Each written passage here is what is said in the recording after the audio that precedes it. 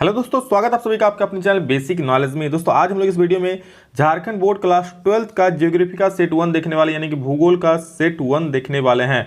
तो चलिए सभी आंसर देख लेते हैं फटाफट, किसका क्या आंसर होगा। दोस्तों आप लोगों का मॉडल पर एग्जाम के लिए बहुत ही ज़्यादा महत्वपूर्ण होता है। अगर अब तक अगर पीडीएफ डाउनलोड नहीं किए तो डिस्क्रिप्शन में टेलीग्राम का लिंक है, वहाँ से जाकर आप लोग डाउनलोड कर सकते हैं। वहाँ हम लिंक सेंड कर दिए डाउनलोड करने के, वहाँ से लोग सभी मॉडल पर, चाहे जितने सारे मॉडल पर है आप लोग का कोई भी क्लास का डाउनलोड कर सकते हैं। ठीक है, लिंक है। और आप लोगों से इंस्टाग्राम में जुड़ सकते हैं, उसका भी लिंक डिस्क्रिप्शन में दिया है, वहाँ से भी आप लोगों से जुड़ सकते हैं। चलिए शुरू करें इस वीडियो को, देखते हैं क्या क्या सवाल है। सभी लोग जो चैनल पर पहली बार आए सब्सक्राइब कर लीजिए ताकि इसी तरह आप लोगों का एग्जाम का तैयारी हो सके और हर एक अपडेट पा सके। चलिए शुरू करते हैं, देखते हैं पहला सवाल क्या है। दोस्तों यहाँ पर एक नंबर देखिए क्या पूछा है कि निम्नलिखित में से कौन सामाजिक भूगोल का उपक्षेत्र नहीं है। तो दोस्तों सामाजिक भूगोल का उपक्षेत्र यहाँ पर सैन्य भूगोल हो जाएगा इसका सही उत्तर, यानी कि सैन्य भूगोल सामाजिक भूगोल का उपक्षेत्र नहीं है। ठीक है, आगे देखते हैं क्या सवाल है। इनमें से कौन राजनीतिक भूगोल का उपक्षेत्र है। ठीक है, इसमें से कौन राजनीतिक भूगोल का उपक्षेत्र है। दोस्तों इसका ट्रिक ऐसे याद रखिए कि राजनीतिक किसमें होता है, निर्वाचन वाला क्षेत्र आ जाएगा। ठीक है, तो यहाँ पर निर्वाचन भूगोल राजनीतिक भूगोल का उपक्षेत्र यानी कि 2 का क बिल्कुल सटीक जवाब हो जाएगा। चलते हैं तीसरा नंबर की तरफ। तीसरा में क्या पूछा, इनमें से कौन आर्थिक भूगोल का उपक्षेत्र नहीं है। आर्थिक भूगोल का उपक्षेत्र कौन नहीं है, तो याद रखिएगा ऐतिहासिक भूगोल जो है। ठीक है, ऐतिहासिक भूगोल आर्थिक भूगोल का उपक्षेत्र नहीं है। देखिए इसको ट्रिक ऐसे याद रखिए, आर्थिक मतलब क्या होता है, पैसा वैसा। ठीक है, मतलब पैसा की दृष्टि जो होता है, तो इस संसाधन भूगोल, उद्योग, कृषि, ये सारे पैसा के मामले में आ रहा है, लेकिन ऐतिहासिक भूगोल नहीं आ रहा है, इसलिए 30 का घ सही हो जाएगा। 4 नंबर देखते हैं, चौथा सवाल क्या बोल रहा है। विश्व के 10 सर्वाधिक आबाद देशों में विश्व की लगभग कितने प्रतिशत जनसंख्या निवास करती है। बोल रहा विश्व के 10 सर्वाधिक आबाद वाले देशों में विश्व की लगभग कितने प्रतिशत जनसंख्या निवास करती है। तो याद रखिएगा दोस्तों इसका सही उत्तर हो जाएगा 4 का 60%। ठीक है, 60% इसका सही उत्तर हो जाएगा। मतलब विश्व के 10 सर्वाधिक आबादी वाले देशों, मतलब जहां पर सर्वाधिक आबादी है वहां पूरे विश्व का लगभग 60% आबादी सिर्फ 10 देशों में ही रहता है। समझ रहे हैं, 4 का गौ सही उत्तर हो जाए। आगे चलते हैं, 5 नंबर क्या बोला है, किसी भी देश का वास्तविक धन क्या होता है। तो देश का निवासी होता है। दोस्तों अगर किसी देश में निवास करता है जो, वही उसका आर्थिक वास्तविक धन होता है। ठीक है, क्योंकि वही लोग धन अर्जित करते हैं, सारा मेन वही डिपेंड करता है देश का निवासी पर। आगे चलते हैं 6 नंबर, एशिया में बहुत अधिक स्थानों पर कम लोग और कम स्थानों पर बहुत अधिक लोग रहते हैं, यह किसका कथन है। यह कहा क्या जा रहा है कि एशिया के बहुत अधिक जगहों पर बहुत कम लोग और ऐसे बहुत सारे अधिक लोग बहुत कम स्थानों पर बहुत अधिक लोग रहते हैं, ये कथन किसका है। तो दोस्तों ये कथन है जॉर्ज बी क्रेसी का, यानी कि आप लोग का गौ बिल्कुल सटीक जवाब हो जाएगा।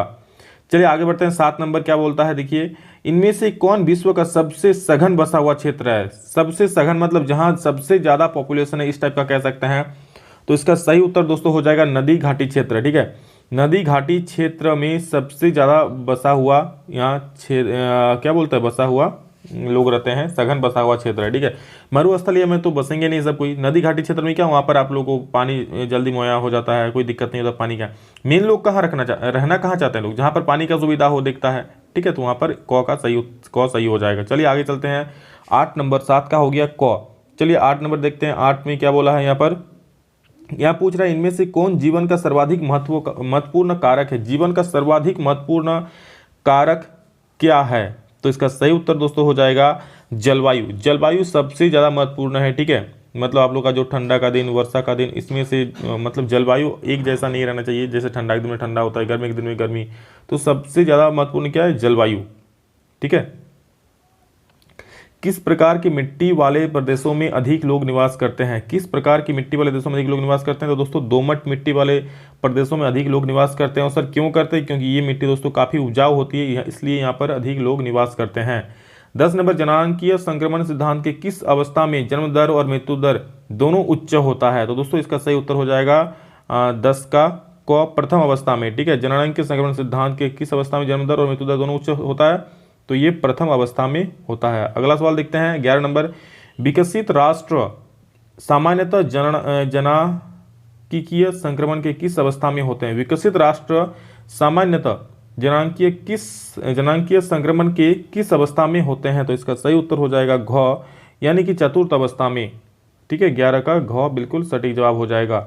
चलिए आगे चलते हैं, 12 नंबर क्या बोल रहा है। 12 में बोल रहा है प्रति 1000 पुरुषों पर स्त्रियों की संख्या को क्या कहते हैं। प्रति 1000 पुरुषों पर स्तरों की संख्या को क्या कहते हैं? तो दोस्तों इसको लिंगानुपात बोलते हैं। ठीक है, आप लोग इसको जानते ही होंगे सभी लोग कि लिंगानुपात मतलब क्या होता है, प्रति 1000 पुरुषों पर कितना स्त्रियों की संख्या है। ठीक है, वो होता है लिंगानुपात।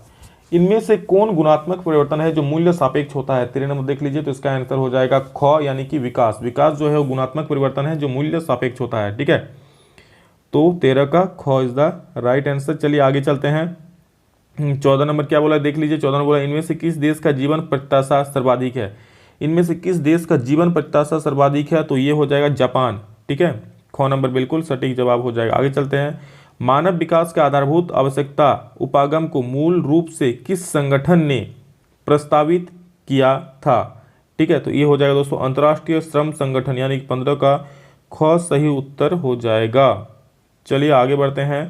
16 नंबर देखते हैं क्या बोला है कि इनमें से किस देश का मानव विकास सूचकांक भारत से ऊंचा है? मानव विकास सूचकांक भारत से मतलब ऊंचा किसका है? जो आप लोग को ऑप्शन में दिया है उन देशों में से। तो यहाँ पर दोस्तों श्रीलंका का जो मानव विकास सूचकांक है वो भारत से भी ऊंचा है, यानी कि ऑप्शन क बिल्कुल सटीक जवाब हो जाएगा। चलिए 17 नंबर सवाल देख लेते हैं। 17 नंबर में क्या पूछ रहा है कि किस क्षेत्र में कार्यकलाप करने वाले लोग लाल कॉलर श्रमिक कहलाते हैं? किस क्षेत्र में कार्यकलाप करने वाले लोग लाल कॉलर श्रमिक कहलाते हैं? तो ये हो जाएगा दोस्तों प्राथमिक क्षेत्र में जो लोग कार्य करते हैं उसको लाल कॉलर श्रमिक कहते हैं, यानी कि 17 का क बिल्कुल सटीक जवाब हो जाएगा। चलिए आगे चलते हैं हम लोग। 18 नंबर देख लेते हैं क्या है। 18 में दोस्तों यहाँ पर बोला गया है आप लोग का मानव की कौन सी आर्थिक क्रियाएं प्राचीनतम है?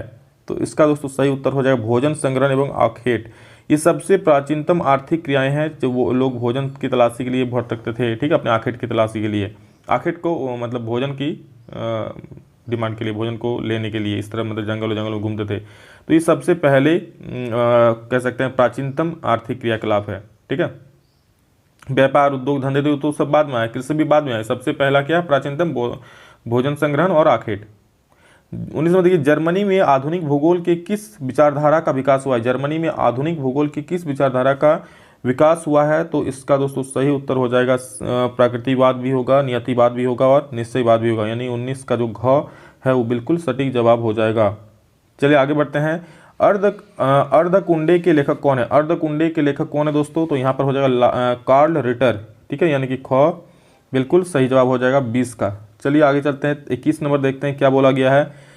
संभववाद शब्द का प्रयोग सर्वप्रथम किसके द्वारा किया गया था? तो ये किया गया दोस्तों फेब्रे के द्वारा, यानी कि गौ नंबर बिल्कुल सटीक जवाब हो जाएगा। 21 का गौ फेब्रे के द्वारा किया गया था। 22 नंबर में क्या बोला देखिए, बोल रहा है ओरिजिन ऑफ स्पीसीज सिद्धांत संबंध निम्नलिखित में से किस विद्वान से? दोस्तों काफी इंपॉर्टेंट सवाल है, इसको अच्छे से याद कर लीजिएगा। डार्विन ने दिया था ओरिजिन ऑफ स्पीसीज का सिद्धांत। ठीक है, 23 नंबर देखिए फ्रांसीसी भूगोल के जनक जिन्हें संभववादी विचारधारा का चैंपियन भी कहा जाता है, यह कथन किसका भूगोलवेत्ता से संबंधित है? तो ये दोस्तों हो जाएगा डी ला ब्लांक्स। ठीक है, याद कर लीजिएगा कि फ्रांसीसी भूगोल के जनक जिन्हें संभववादी विचारधारा का चैंपियन भी कहा जाता है, यह कथन किसका है? तो ये कथन दोस्तों है आप लोग का डी ला ब्लांक्स का, यानी कि ऑप्शन घ सही हो जाएगा। चलिए आगे चलते हैं।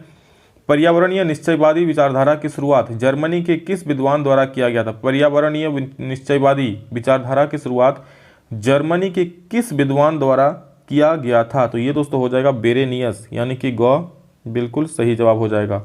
आगे चलते हैं। 25 नंबर जियोग्राफिया नेचुरेलिस के लेखक कौन है? जियोग्राफिया नेचुरेलिस के लेखक कौन है दोस्तों? तो वो दोस्तों ये भी बेरेनियस ही है, यानी कि ग सही जवाब हो जाएगा। 27 नंबर क्या बोल रहा है देखिए, बोल रहा है कि पर्यावरणीय निश्चयवादी विचारधारा के समर्थक विद्वान एलेन सिम्पुल किस देश की थी? पर्यावरणीय निश्चयवादी विचारधारा ठीक है किस समर्थक विद्वान एलेन सिम्पुल किस देश की थी?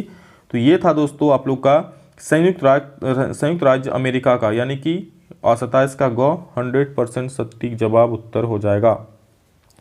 जियोग्राफिया पुस्तक जिससे भूगोल का वेद भी कहा जाता है के लेखक कौन है? जियोग्राफिया पुस्तक जो है जिसे भूगोल का वेद भी कहा जाता है, उनके लेखक है दोस्तों आप लोग का इरेटास्थनीज, यानी कि 28 का 28 का क सही हो जाएगा।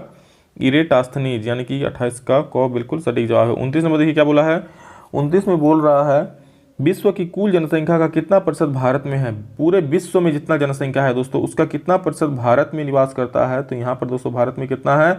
भारत में आप लोग का 17.5% भारत में है पूरे विश्व की जनसंख्या का। समझ रहे हैं कितना ज़्यादा है। सबसे कम जनसंख्या निम्नलिखित में से किस महाद्वीप में स्थित? सबसे कम जनसंख्या कहाँ पर है? तो वो दोस्तों ऑस्ट्रेलिया में सबसे कम जनसंख्या है और ऑस्ट्रेलिया काफ़ी छोटा आप लोग का महाद्वीप भी है। नेक्स्ट क्वेश्चन देखिए, अफ्रीका महाद्वीप में सबसे अधिक जनसंख्या वाला देश कौन है? अफ्रीका महाद्वीप में सबसे अधिक जनसंख्या वाला द्वीप कौन है, जनसंख्या वाला देश कौन सा है? तो ये दोस्तों है नाइजीरिया। नाइजीरिया में सबसे अधिक जनसंख्या वहाँ पर रहता है अफ्रीका महादेश में, ठीक है। नेक्स्ट देखिए क्या है, विषम जलवायु के कारण निम्नलिखित में से सबसे विरल जनसंख्या वाला देश कौन है? विषम जलवायु के कारण निम्नलिखित में से सबसे विरल जनसंख्या, मतलब जहाँ पर खराब जलवायु है, अच्छा जलवायु नहीं रहता है, ठीक है। तो इस कारण सबसे कम जनसंख्या वाला देश यानी कि विरल जनसंख्या वाला देश कौन सा है? तो ये दोस्तों है विषुवतीय क्षेत्र, ठीक है। विषुवतीय क्षेत्र जो है वो काफ़ी कम संख्या में वहाँ पर लोग रहते हैं, नहीं रहते हैं ज़्यादा। घ सही हो जाएगा। आगे 32 का घ हो गया। 33 देखिए क्या बोल रहा है कि जननांकीय संक्रमण की किस अवस्था में जनसंख्या विस्फोट होता है? तो इसका सही उत्तर दोस्तों हो जाएगा द्वितीय अवस्था में यहाँ पर जनसंख्या विस्फोट होता है, ठीक है। तो ख नंबर बिल्कुल सही हो जाएगा। जननांकीय संक्रमण की किस अवस्था में? तो द्वितीय अवस्था में। आगे चलते हैं 34 नंबर, जनसंख्या वितरण को प्रभावित करने वाला एक महत्वपूर्ण कारक जलवायु है, निम्नलिखित में से कौन सी जलवायु सघन जनसंख्या के लिए उत्तरदायी है? तो यहाँ पर देखिए जनसंख्या वितरण को प्रभावित करने वाला एक महत्वपूर्ण कारक जलवायु भी है, तो निम्नलिखित में कौन सी जलवायु सघन जनसंख्या के लिए उत्तरदायी है? तो इसका सही उत्तर दोस्तों हो जाएगा शीतोष्ण जलवायु, यानी कि ख बिल्कुल सटीक जवाब हो जाएगा, ठीक है। चलिए आगे चलते हैं आप लोग का 35 नंबर, जनांकीय संक्रमण की प्रथम अवस्था की प्रमुख विशेषता की पहचान नीचे दिए गए विकल्प से करें। 4 विकल्प दिए आप लोग के सामने, तो इसका दोस्तों सही उत्तर आप लोग देख लीजिए। यहाँ होगा जन्म दर और मृत्यु दर दोनों ही उच्च, ठीक है। जननांकीय संक्रमण की प्रथम अवस्था की प्रमुख विशेषता, प्रथम अवस्था की क्या विशेषता है? वो है कि जन्म दर और मृत्यु दर दोनों ही उच्च होता है, मतलब यानी 35 का घ होता है प्रथम अवस्था में, ठीक है। आगे देखिए 36 नंबर, जननांकीय संक्रमण का सिद्धांत पहली बार किनके द्वारा दिया गया था? तो ये दोस्तों पहली बार दिया गया था थॉम्पसन के द्वारा, यानी कि घ बिल्कुल सही हो जाएगा थॉम्पसन, ठीक है। एक मिनट, ये घ बिल्कुल सही हो जाएगा 36 का घ। आगे चलते हैं 37 नंबर, क्या बोला देख लीजिए, कुल क्षेत्रफल तक कुल जनसंख्या के आधार पर क्या निर्धारित किया जाता है? कुल क्षेत्रफल तक कुल जनसंख्या के आधार पर क्या निर्धारित, कुल क्षेत्रफल कितना है और उसमें कितना जनसंख्या वास करता है? इससे साक्षरता दर भी पता नहीं चलेगा, जन्म दर भी पता नहीं चलेगा, वृद्धि दर भी पता नहीं चलेगा, लेकिन हाँ इससे आप लोग घनत्व का पता कर सकते हैं, यानी कि घ बिल्कुल सही उत्तर हो जाएगा। आगे 38 नंबर देखते हैं, आयु लिंग पिरामिड से जनसंख्या के किस विशेषता को प्रदर्शित किया जाता है? तो इसका सही उत्तर दोस्तों हो जाएगा आयु संरचना भी और लिंग संगठन भी। आप लोग देखते हैं आयु लिंग नाम बोला है, तो आप लोग ऐसे भी देख सकते हैं, आयु हो जाएगा, लिंग हो जाएगा, यानी कि घ बिल्कुल सही है, क एवं ख। तो ऑप्शन नंबर घ सही है अकॉर्डिंग टू क्वेश्चंस। नेक्स्ट, जनसंख्या पिरामिड में बायां भाग की चौड़ाई दायां भाग से अधिक होना क्या प्रदर्शित करता है? और जनसंख्या पिरामिड में बायां भाग की अधिक चौड़ाई दायां भाग से अधिक होने पर क्या प्रदर्शित करता है, मतलब क्या दिखलाता है ये? तो ये दोस्तों दिखलाता है पुरुष जनसंख्या की अधिकता, यानी कि 29 का ख बिल्कुल सटीक जवाब हो जाएगा 29 का ख। आगे चलते हैं दोस्तों, जन्म दर और मृत्यु दर दोनों एक समान होना क्या प्रदर्शित करता है? जन्म दर और मृत्यु दर दोनों एक समान होना क्या प्रदर्शित करता है? जन्म दर और मृत्यु दर दोनों एक जैसा होगा तो वो स्थिर जनसंख्या होगा, न जनसंख्या घटेगा न बढ़ेगा, ठीक है। तो ख नंबर स्थिर जनसंख्या हो जाएगा। तो दोस्तों ये था आप लोग का क्लास 12 जियोग्राफी का सेट 1। दोस्तों इसके बाद आप लोग क्या वीडियो चाहते हैं कमेंट में जरूर बोलिएगा और सभी दोस्तों को शेयर कर दें ताकि सभी को सटीक उत्तर मिल सके। दोस्तों इसके बाद आप लोग 12 का रेगुलर वीडियो अपलोड हो जाएगा, क्योंकि कुछ दिन मैं 10 में बिजी था, तो आप लोग को सभी तरह के वीडियोस मिलेंगे। बस सभी को शेयर कीजिए, हाँ हर एक ग्रुप, हर एक व्हाट्सएप ग्रुप, टेलीग्राम सभी में शेयर कीजिए ताकि हर एक कोई इससे पढ़ पाए और हर एक अपडेट आप लोग को मिल पाए। चलिए दोस्तों अभी के लिए इतना ही, फिर मिलते हैं नेक्स्ट वीडियो में, तब तक के लिए जय हिंद, वंदे मातरम।